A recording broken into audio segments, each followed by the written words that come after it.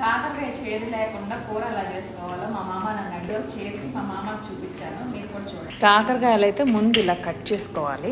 ఉల్లిపాయలు చిన్న చిన్న కట్ చేసుకోవాలి. టమోటాను అయితే మంచిగా చిన్న చిన్న పీసెస్ అయితే కట్ చేసుకుంటుందండి. కట్ చేసుకున్న కాకరకాయని హాట్ వాటర్ లో వేసుకుంటుంది. కొద్దిగా సాల్ట్, కొంచెం ఎల్లో పౌడర్. కాకరకాయ కూర వండుకునే ముందు బాండి పెట్టుకొని ఒక 2 స్పూన్లు ఆయిల్ వేసుకో.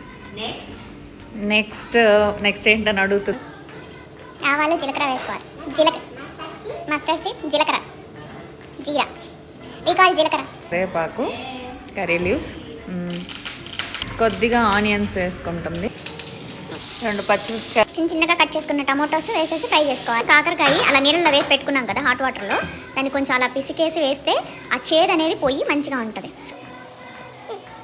ఇప్పుడు చింతపండు పులుసు వేసుకో, కొద్దిగా వాటర్ వేసుకోవాలి. ఫైనల్గా ఇలా అయిపోయింది. It's nice.